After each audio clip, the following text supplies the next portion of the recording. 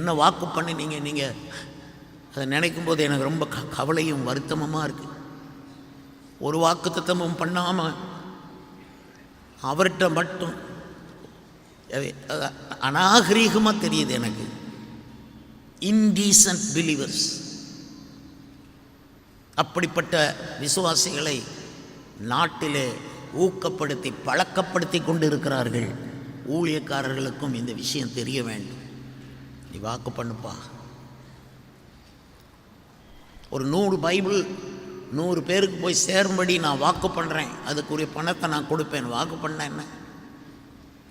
ஒரு பைபிளுக்கு நான் கொடுப்பேன். நான் கொடுத்தா தான் அந்த பைபிள் ஒரு ஆளுக்கு போய் சேரப்போகுது என்று நினைத்து வாக்கு கொடுக்க வேண்டும். நாங்கள் சபையாராக வாக்கு பண்ணுவாங்க. நாங்கள் உட்காந்து இன்னும் இவ்வளோ கொடு இவ்வளோ கொடு, அது பெரிய விஷயம் இல்லை.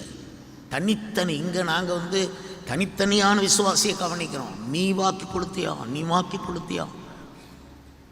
இப்போ இந்த வேதாகம ஊழியத்திற்கு நீ என்ன வாக்கு கொடுத்த? கர்த்தருக்கு ஸ்தோத்திரம் உண்டாவதாக. ஒவ்வொருவரும் வாக்கு கொடுத்து, நீ எவ்வளவு வாக்கு கொடுக்குறீங்க எங்கிறது பெருசு அது அல்ல. வாக்கு கொடுக்கிறது முக்கியம்.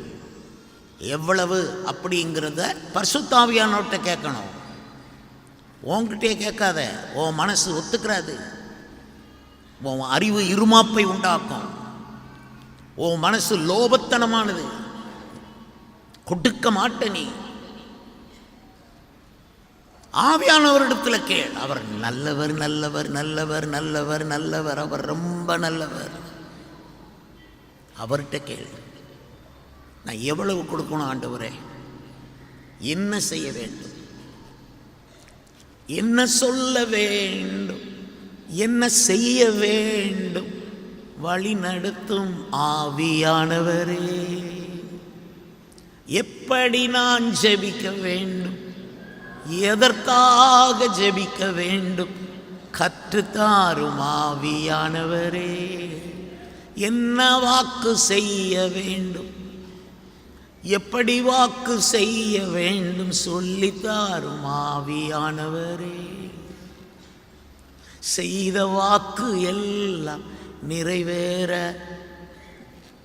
பெல்லன் தாரும் ஆவியானவரே.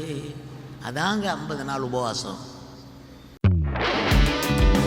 புதிய கோட்டை ஆலயம் புதிய பேருந்து நிலையம் அருகில், திருநெல்வேலி 620007 தமிழ்நாடு, தென்னிந்தியா. இணையதள முகவரி www.fortopriceministries.org.